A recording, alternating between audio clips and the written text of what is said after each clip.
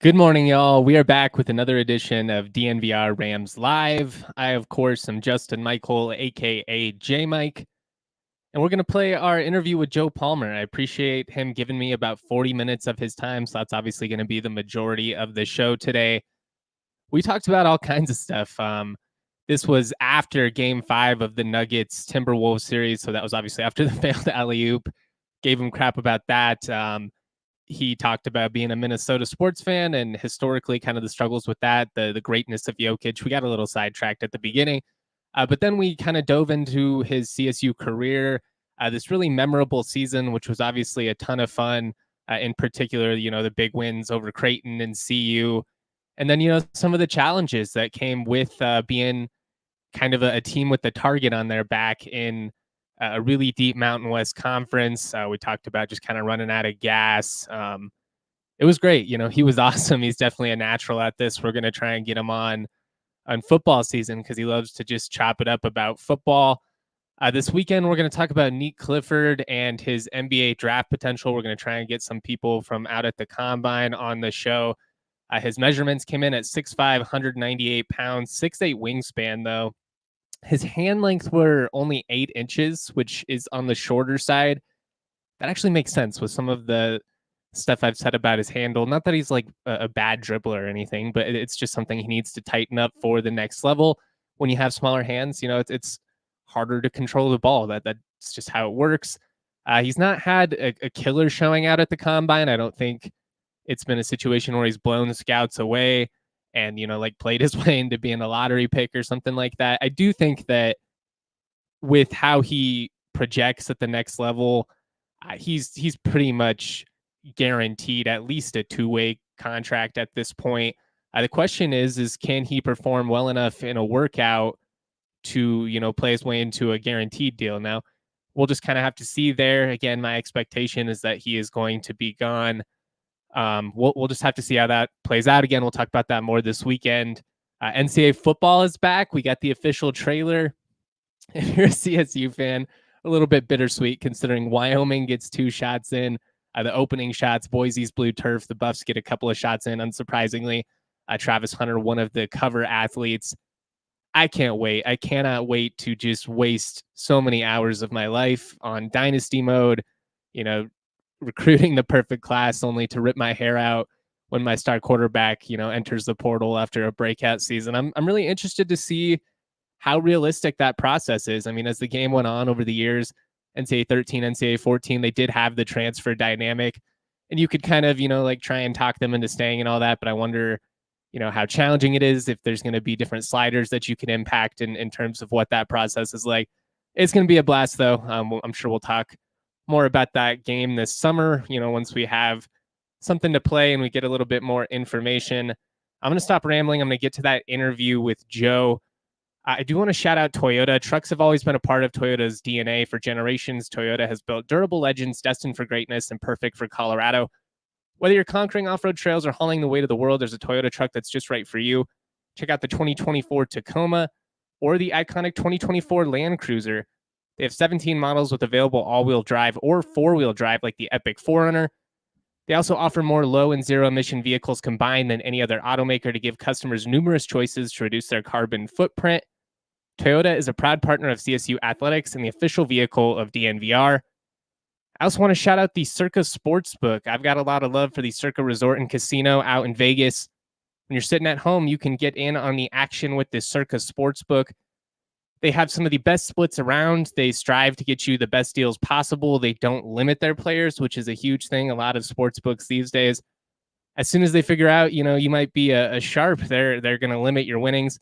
Not Circa. Everybody gets the same odds, same chances to win. There's real people behind the brand, which is awesome. Download the app at circasports.com. Circa sports bets can be made while physically located in the state of Colorado. Must be 21 or older. All rights reserved. Circa Sports Colorado encourages you to gamble responsibly. Gambling problem? Call or text 1-800-GAMBLER or visit problemgamblingcolorado.org. We're going to play part 1 of that interview with Joe Palmer. I think you guys are really going to enjoy it. Big shout out to him. Special guest on the pod today, Headband Joe, aka Joe Palmer. I don't know how many people are that infamous with their nickname, but I think you're there when it comes to CSU fans. We're going to talk about his new beer with Hello Brewing Company. We're going to talk about his career, all kinds of fun stuff. But we got to start, man. What happened last night on that dunk? Dude. By the time the fans see this, it'll have been a couple of days. This is coming out Friday, so some time to kind of let it cool. But was it on Pat? Can we throw him under the bus? Was it a bad oop? I would like to throw Pat under the bus. I was telling Pat before too. I was like, no, I was like, because obviously, Pat and I we're not the most athletic guys. So I was like, dude, I'm not neat. I'm not like Neat Clifford. You can't just throw it anywhere. And I'm not going to be able to go get it. So I was like, it's got to be good. And it was a good lob, but there was like all the cameras right there, so I couldn't really get a good running at it. And then I was ice cold, and then I was kind of starstruck too because I was like, Pat and I were standing on the sideline, and then Jokic is right there, like going to get his MVP trophy. I'm like, oh my gosh, I got really nervous. I can't blame you, man. I would have choked, honestly. It's one of those. I never judge players that have free throw struggles because I can only imagine what that's Oh like. Like man, it's got to just feel like you're under a microscope. sometimes, dude, it's like at a big point in the game, going up there and just knowing that's like it's just you and like nothing else. It gets a little nerve wracking for sure. But I mean, I don't either. I don't come at anyone for free throws because I'm like, man, I've been there, been on a big stage. It's like it's harder than it looks. So Is that the first time you've ever seen Jokic play in person? no, so I went to the last regular season game, Nuggets Timberwolves, because I that was for or the last home game for the Nuggets. Um, and then I went to game one and now game five. So I've been to three times. I've seen him three times, and all three times he's absolutely killed us. So He's it's been insane. Like no, I try not to take it for granted at this point because it genuinely feels like I'm watching history like every time he plays like a Michael Jordan or something, you know? let me tell you this too. So this was last year in the locker room during the summertime. I said, and this was before Jokic won the champ. So this was 2 years ago. This is right before Jokic won the championship. Okay. And I said, if Jokic wins a championship, I said, would he be considered like a top 15 player of all time if he wins a championship? And everyone just starts berating me, just coming at me. And I'm kind of like I didn't think it was like a blasphemous question by any means. And now everyone's kind of like being like I feel like he's like to me at least like a unanimous top 15 like right now, I think. I mean, if he wins another one, it's his chance. I mean, he should be a four-time MVP in a row, four times in a row, I think. So It's wild, man. And I mean, I'm not trying to put salt in the wound as a Wolves fan, but it's funny, like yeah, the Nuggets, this whole trajectory, it kind of started. It was like 2019. We lost to you guys in like the yeah, game 82. It was, yeah, the winner goes to the playoffs, the loser was out. And I remember, talking with all my buddies and be like, oh, I don't know if Michael Malone's the guy. Like, are they gonna have to move right, on? And now I feel so dumb. yeah. Well, I feel like that happens a lot. You just jump the gun. I do remember watching that game because I was another year I got my hopes up with a Minnesota sports team. Uh, Obviously Jimmy Butler was on our team, and I have a Jimmy Butler jersey because he's one of my favorite players. And he just hates Minnesota. But yeah, I remember that last game for the 8 seed in the playoffs, and then Jimmy got hurt in that game again. Couldn't even play in the first round against the Rockets, and then we got 4-1. So yeah, I remember that.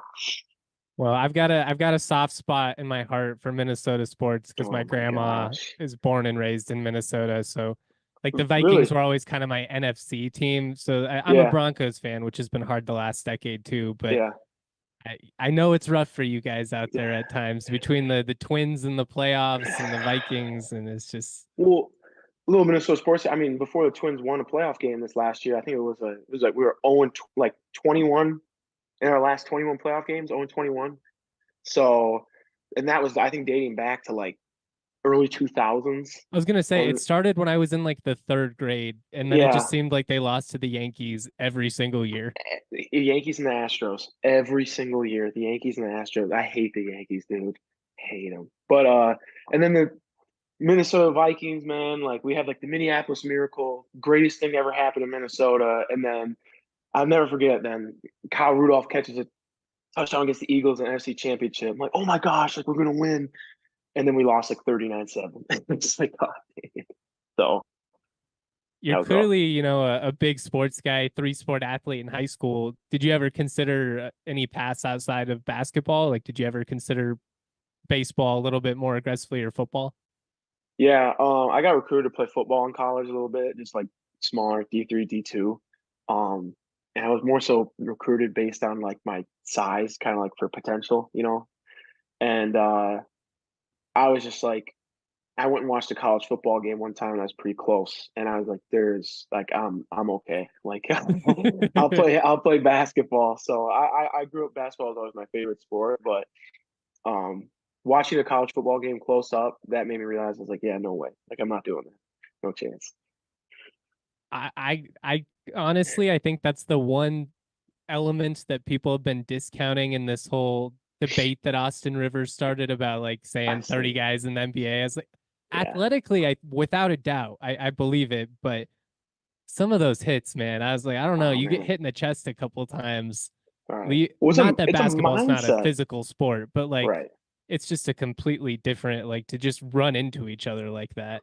Well, and then it's like you get, I don't know, let's say like I don't know, you get like a guy like Mo Kamara, like on the edge. It's like that guy would he would rip my head off. Like, you know what I mean? Like like I'm a beanpole compared to like a lot of those guys. And even like you'll get you kind of got to be a little bit of a lunatic to play football, like especially like on the defensive end. I feel like like safeties and edge rushers, linebackers. You got to have a couple screws loose, man. Did you get to know any of the guys on the CSU football team? Are you tight with anyone? Um, I got to know Dawson. He just transferred though. I think he's going to Rice, and then like Jace Bella. Had a couple run-ins with like Henry Blackburn, Jack Howell, those guys. So uh, kind of just like met each other, said what's up, kind of went on our separate ways. But they're great guys, man. Like I wish them. I always want to talk football with them, because like football is like probably like the greatest sport to like talk about, like your buddies. You know what I'm saying? So it's like I'm really invested in them. I'm rooting for them all the time. So Well, yeah, I was gonna say we're gonna have to get you on the pod throughout the fall, get your thoughts on what's going oh on, man, football season. I will be locked in for CSU football. So I'm excited, man, for it.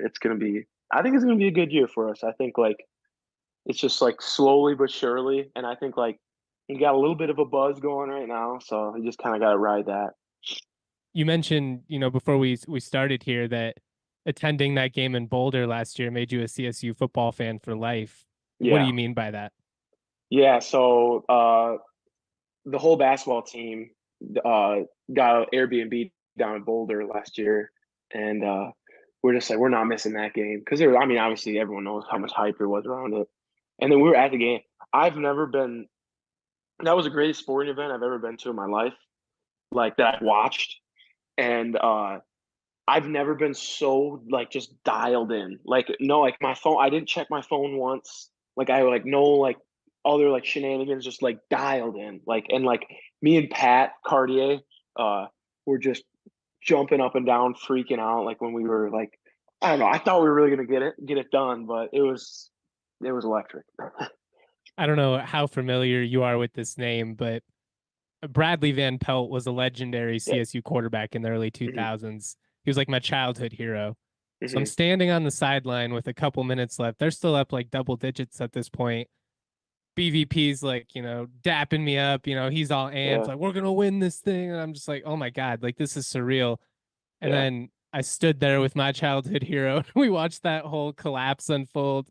Yeah. And we just like it should have been like the greatest moment of my life. It was still pretty cool to get to be with Yeah. him, but I'll never forget that we just stood there speechless. Like, did Yeah. that really happen? Hmm.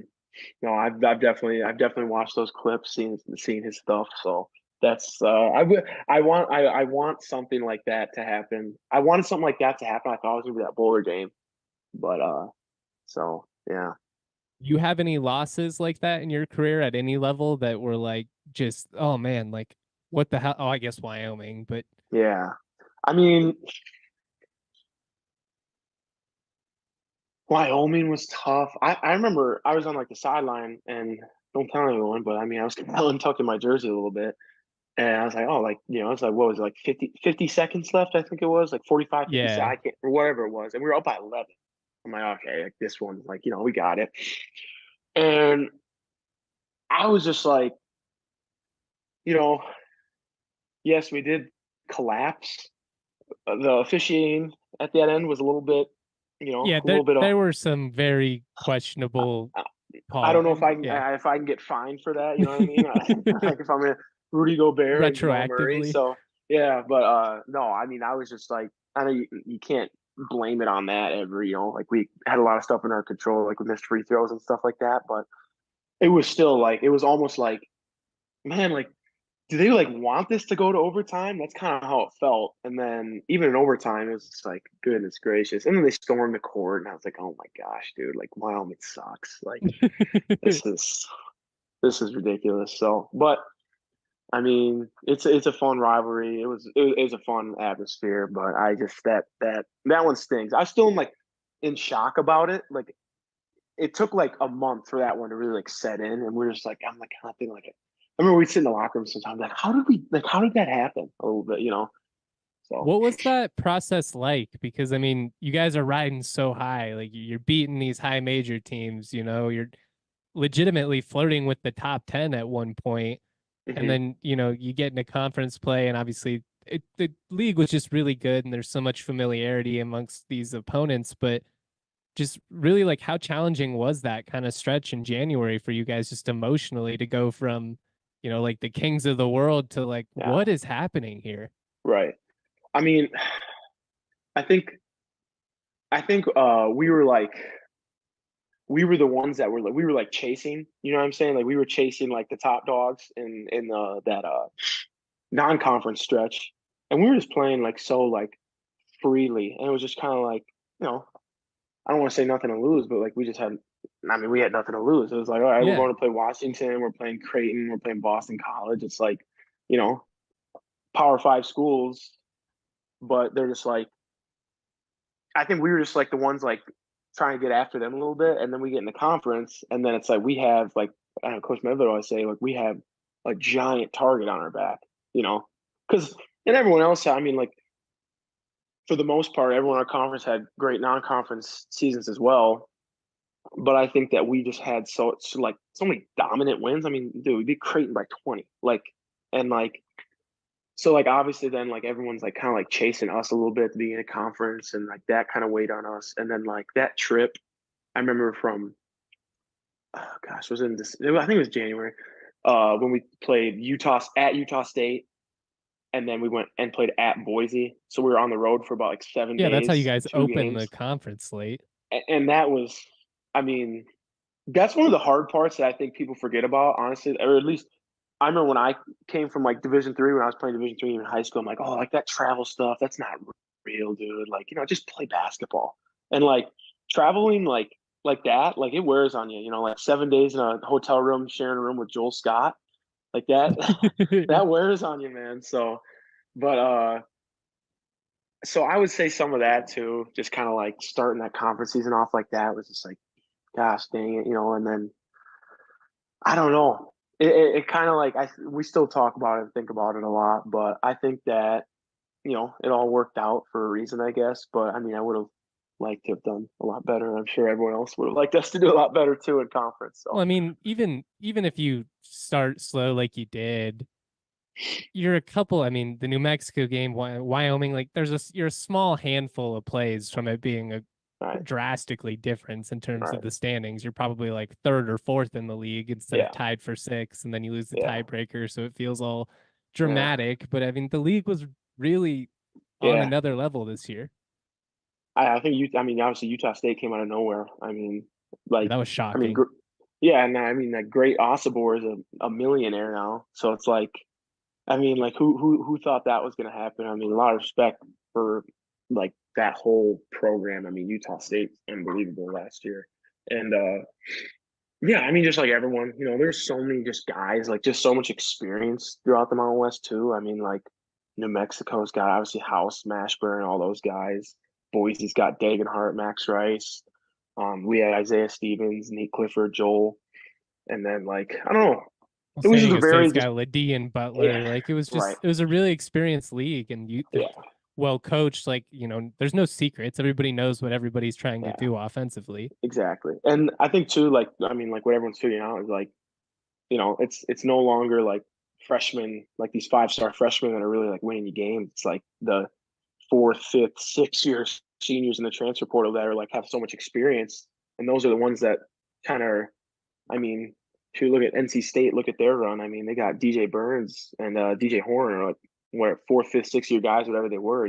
So I mean, even our team, CSU. I mean, we had I think all everybody in the starting lineup was at least yeah, a fourth year player, exactly. So and I mean, and the whole I rotation was like 3 years deep outside of I Cayenne. So exactly. So I mean, it's just that's I think the fabric of basketball, like college basketball. I think it'll start maybe going back to normal again, just because I mean all the COVID year guys are gone this upcoming year. So like Jalen Lake, um, kind of sucks for him. He'll never be like experience being like the oldest guy in a team.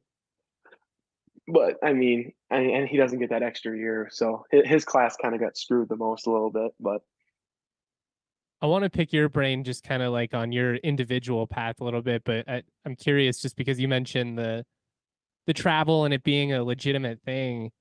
I've got to imagine that by the time you guys played Texas in the tournament, that you guys were just running on fumes. I mean, I was running on fumes, dude. I I just remember going seeing your from, tweets. going Yeah, to Vegas and then all of a sudden now we're back. And I'm just watching Selection Sunday. I'm in shock that you guys get a right. play-in game, and I'll ask you about that too. But Yeah.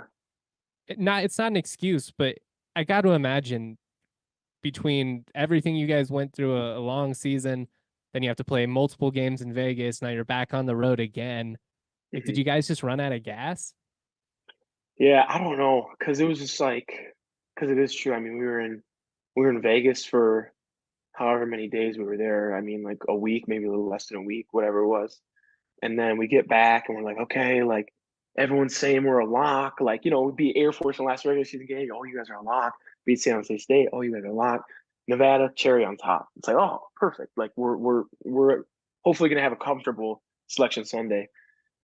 And then Then yeah, so we're in Boise gets the Vegas. play in. Oh, Like, oh my gosh, dude. That was a traumatic experience for me because it got to Sunday and I tend to I wear, as Coach Medved says, I wear my emotions on my sleeve. So, and Pat usually kind of like helps calm me down a little bit. I was like, Pat, like we're in, right? Like we're good, we're good. Like right, like we're locked, we're locked. And this is like before everything. And then he kind of starts getting nervous. And I'm like, you're not supposed to do this, dude. Like you're supposed to like make me feel better, kind of like that. But so we were very nervous, man. And so yeah, so we're back in Fort Collins for I think it was 29 hours. So back in Fort Collins. We see Boise gets a play in. We're like, oh my gosh. And then, so now everyone's kind of starting to murmur, like, oh, we're not going to get in. If Boise got a playing game, like, so that's then, I and turned then to we, my girlfriend and I was just like, they're gonna be the first team out. If Boise's yeah, a play-in, we're gonna be the first team out.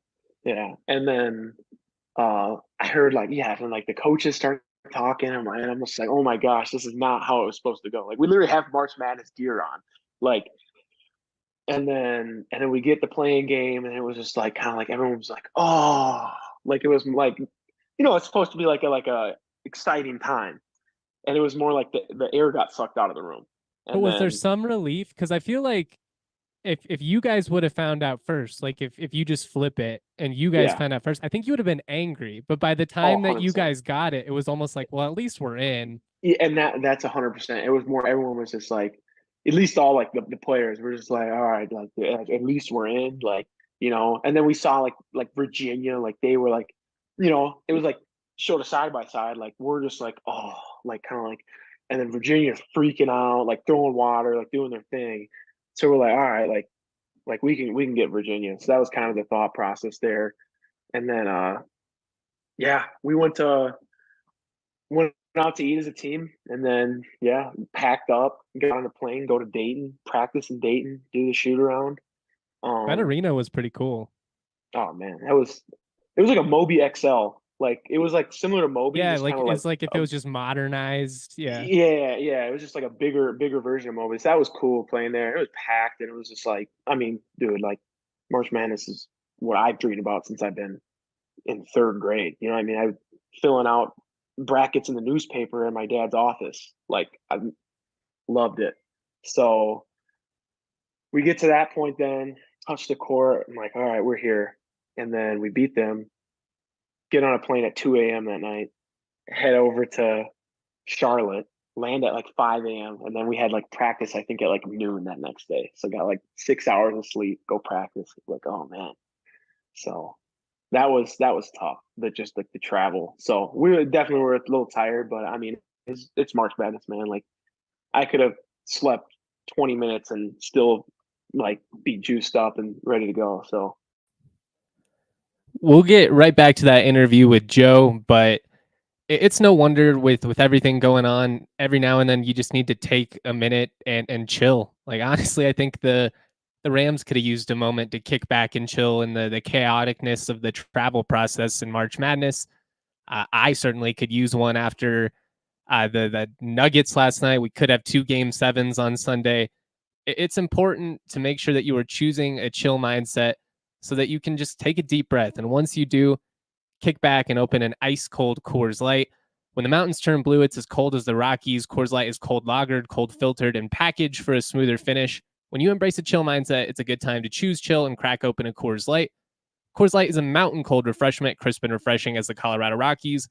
Make the most out of the time you choose to chill. Choose Coors Light. Get Coors Light delivered straight to your door with Instacart by going to CoorsLight.com/DNVR. Celebrate responsibly. Coors Brewing Company, Golden, Colorado. I also want to shout out Shady Rays. Shady Rays is an independent sunglasses company, but they make a product that's just as good as any expensive pair that I've ever worn.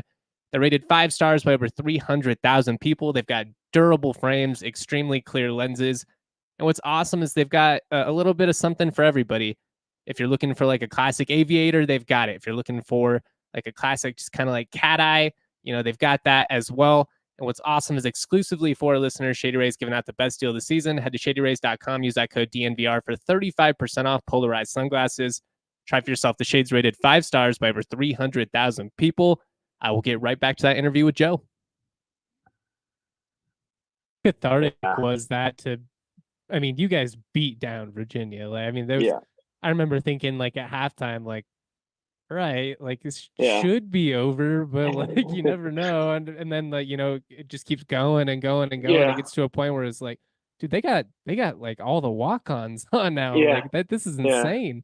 I mean, honestly, that game, I was just like, get the ball to Joel or Neek and just get out of the way. Like I Just bullied them.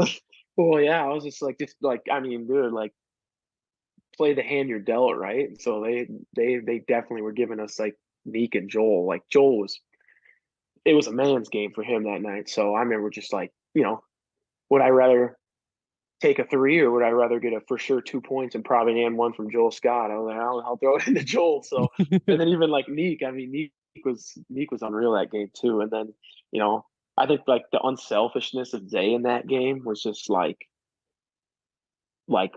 remarkable. Like, obviously Reese Beekman was whatever 2-time ACC Defensive Player of the Year. Like, dude's got clamps, and Zay understood that, like, they're kind of face guarding him, heavy in his gaps, not letting him get easy touches. So just like the unselfishness of Zay to just like kind of like give it up to Zay and Neek and like let them go, because that was where How the special mismatches is were. that? Like, or like how unique of a characteristic is that for someone who is as talented as Isaiah is? Because obviously, I mean, there's so many different like types of basketball players, but like especially in that moment, a 5th-year guy, like it could have been easy for him to be like, Right.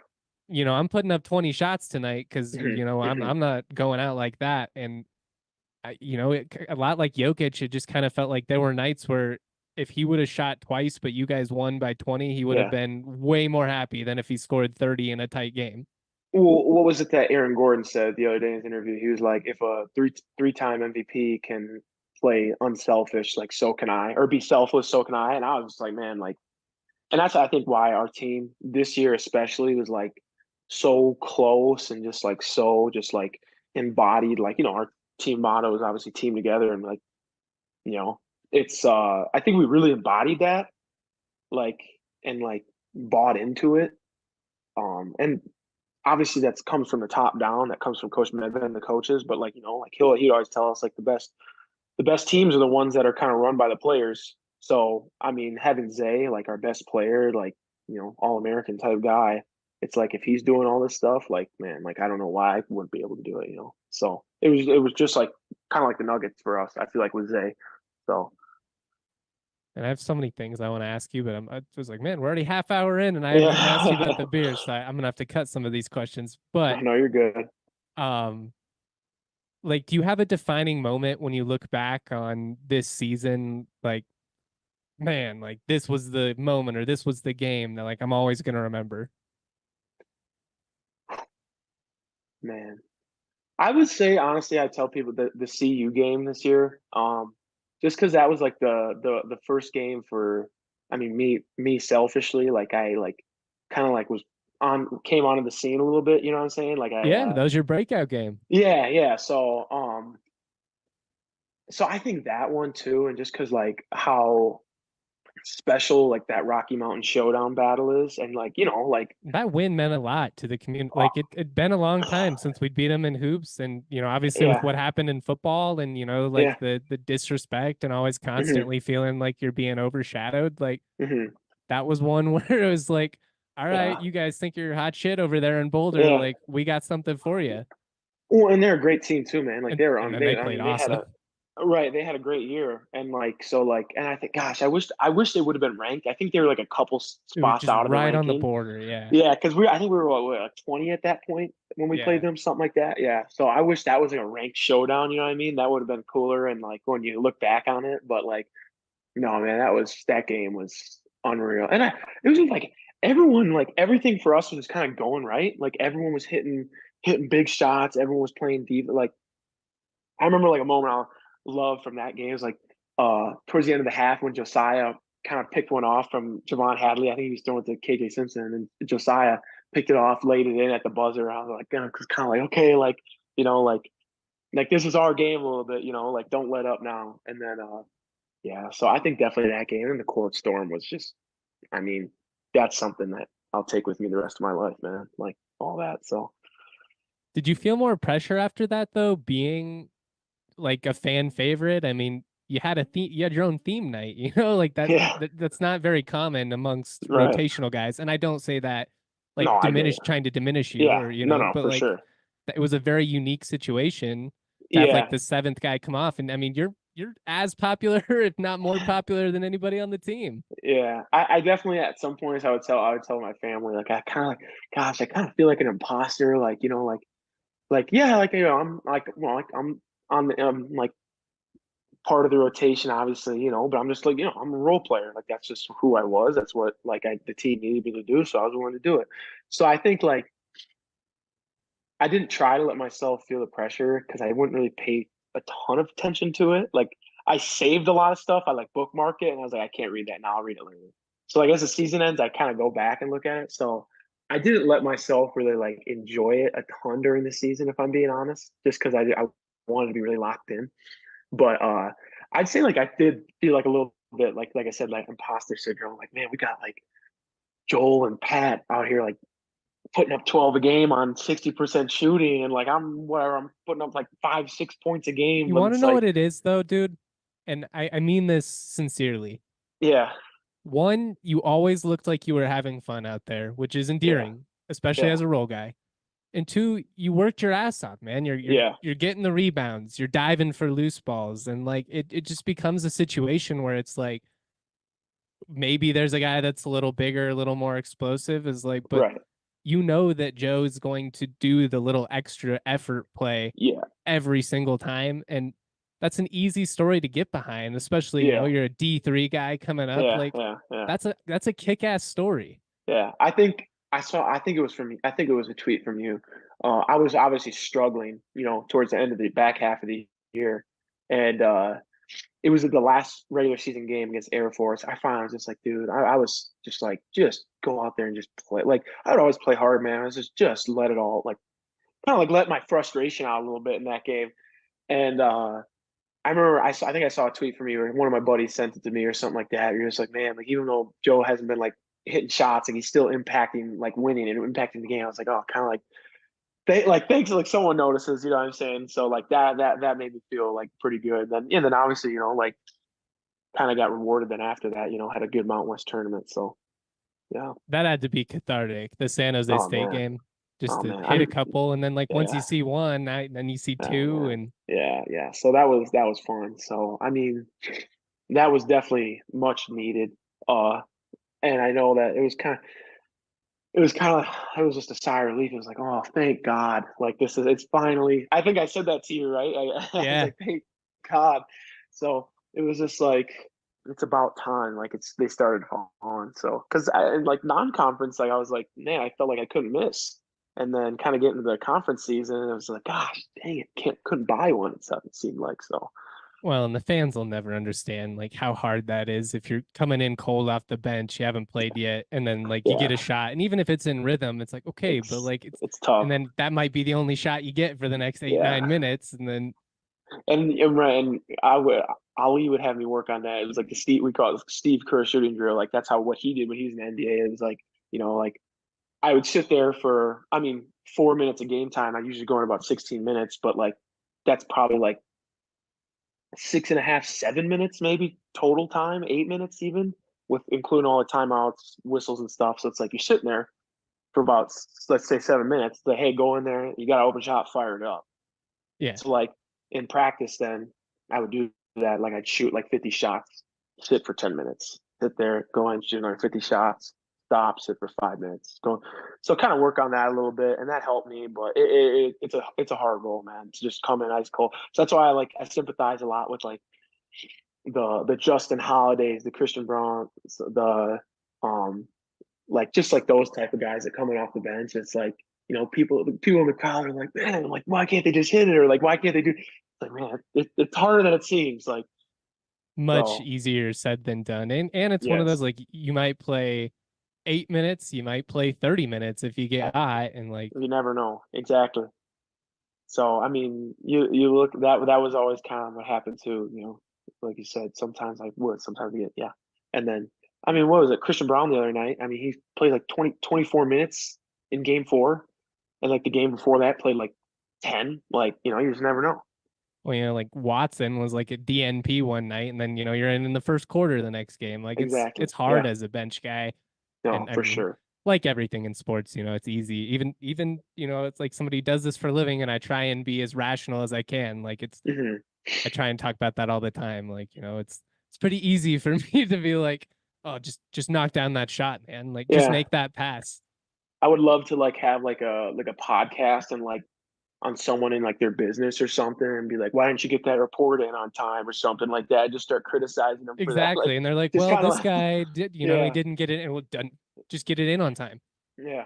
So no, it's always funny how that works too. It's easy to criticize. I could have done that. Like it's like, well, I mean, you got a 6'8" guy in front of you and a 6'11" guy standing at the basket. Kind of, a little tougher than it may seem. It's all relative. What comes next for Headband Joe? I know in Kevin's article, which is great by the way, go read that, thecoloradoan.com, I believe, Fort Collins, Coloradoan. Mhm. Yeah. You said pro career overseas likely. Yeah. So doing overseas, at least a couple years, and then I'll be back. So I don't know if got I love Colorado, man. I love Fort Collins, just the area. So, and I will be back here, like no matter what, unless something happens. But I mean, I love it here. I don't want to leave. So got some jobs lined up too for after my playing career. Just from like people from the community. Everyone's so genuine and nice here, and I just love it. So, I mean, I won't be leaving anytime soon. So, yeah, gonna keep playing, delay putting on a suit and tie for a little bit, keep throwing a ball around for a living, and then come on back here. Well, obviously those connections have paid off with Yeah. Hello Brewing Company. You've got Joe now, your own beer. Do you ever Yeah. imagine that in your wildest Mm. dreams you'd have your own beer? Not at all, man. That was so random. I don't know if you know the story, but I was just like rollerblading around town. Minnesota boy. I love to play hockey growing up, so I rollerblade, and then dude, just a guy just DMs me, and then he's like, "I just have a random proposition for you. Like, would you like your own beer?" I'm like, what? Like, that's a weird question. He's like, yeah, we'd love to have you come into Hello Brew. So I did that. And then, yeah, last Saturday, it was a great event. So it was cool. Lemon ginger wheat. So it kind of Leinenkugel inspired, like a summer shandy.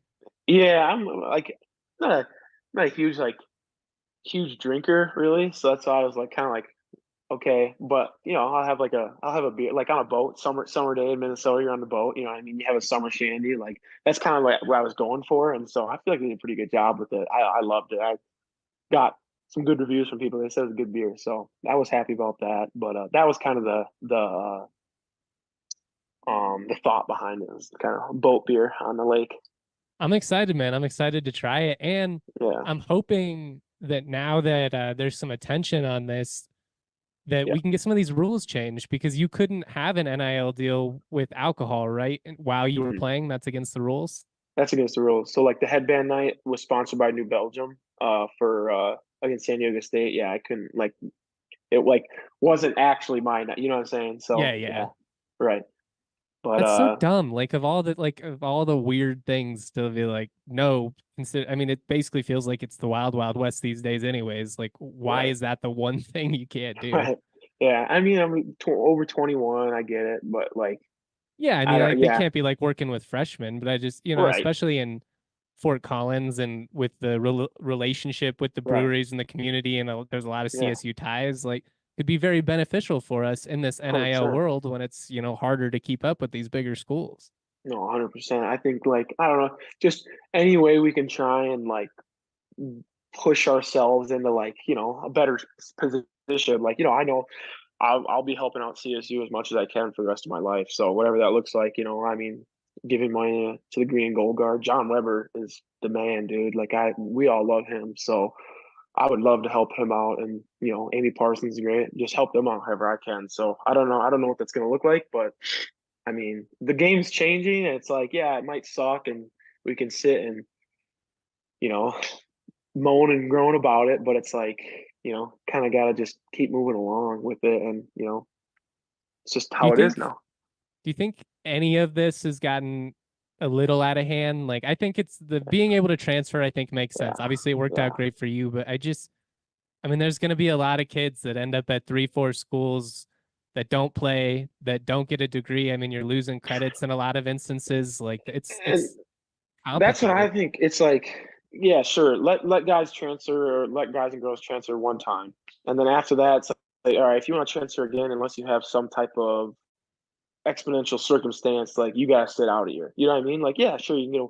But now it's just like you said, we're student athletes, correct? So you're a student first, and right? Like, I know It's supposed people to be, kind of, but people joke about it, but it's still, it's like you said, like we're gonna get a lot of guys and people like this. It's like, dude, like you've been to three different schools in the past 4 years. It's like you can't get a degree that way. Like it was hard for me transferring. Like none of my credits transferred in, so I was kind of like lucky to get graduated, in the couple of years I was here. It took me like 5 years to get a 4-year degree, but it was like, gosh, I was just like, thank God I got it. You know what I mean? Because it's hard. It's hard. It's like that's the goal, is you want to get that degree. So there's got to be, we got to find some balance with that, and even just like, I mean, I don't know, just college basketball, or we're gonna have a cap, a salary cap, like, well, because that's my thing is like, I'm fine with players getting a piece of the pie. I think for they should get, sure, I think, revenue. I mean, right for now sure, it's basically just super fans paying for for it. But sure, at that point, it's like, all right, but then like, if you sign a contract and say you're going to play for that team this year, then it hmm, actually means something. It's not going to be like, I know I said I'm coming back, but now the yeah, Lakers are going to pay me twice as much. So, yeah. deuces. Yeah. So I think that, I mean, Dartmouth is doing what, they're like technically student athletes are employees of the school now. So like, I mean, I don't know if it'll get to that point, but yeah, like you said, I don't know if like there's gonna have to be contracts signed, but it's like it's the Wild West, man. I mean, like guys are signing with agents at 19 years old in college for NIL stuff, and it's like I don't know if that's the best thing either for some guys. It's like I don't know. I would love to help out. I know people were trying to like just like roll with it and stuff like that. But I mean, just kind of gotta adjust to how everyone else is. Big shout out to Joe Palmer. I know that interview ended kind of abruptly. We ran out of time on the Zoom, but he was great. He's such a natural, certainly in the running, if not the front runner for the most endearing guest we've ever had on the podcast. You can see why he became a fan favorite. His personality is so genuine. He's a dude that worked his tail off. I mean, being a D3 player making the jump to D1 to even be in the rotation is significant. And I actually think that's a testament to this staff and their ability to project. Evan Maya on his website actually has analytics that track it. And CSU has gotten more production from players jumping from D2 and D3 to D1 than any other school in the country. And when you look at the other schools that are in that top 10, it's programs like Furman and a lot of smaller schools, and they're competitive. I'm not trying to say this to be dismissive or anything like that, but I mean, they're not in the Mountain West, a sixth bid league this year. So shout out to the staff and their ability to project. Shout out to Joe Palmer. It was a really fun interview. One thing I want to touch on just before we get out of here, I thought a couple of things he said at the end there definitely stood out. One, it's very clear that everybody inside that program has a lot of love for John Weber, the interim AD. I've said this, I think, 100 times now, but I would be shocked if he is not named full-time AD before football season starts. I would expect that.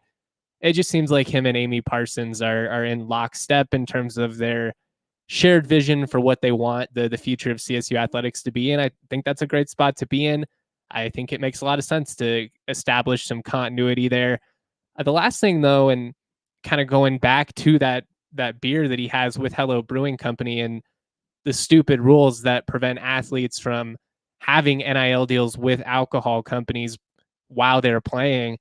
I mean, that's insanely detrimental to CSU. Think about what we could do with, breweries like New Belgium and Odell. And I mean, there's more breweries in Fort Collins than I feel like anywhere in the country. So that's really dumb. Like that's just something that I think we need to try, and I don't even know how you would work with like local politicians to try and get something like that changed. But I mean, that could be huge. Really, every school in the state should be pushing for that with the presence that we have of beer in the state. I mean, let's be real. There's a lot of folks that like to put them down. So that's just something I think that could be beneficial for CSU in the future in this NIL world, is if you could get those rules changed, at least allow athletes that are 21 and up to, work with them. How cool would it be if every single year New Belgium had a signature beer? Like, it would probably be Torrey Horton this year. Last year, maybe it would have been Mo Camara. Torrey's young. He didn't actually turn 21 until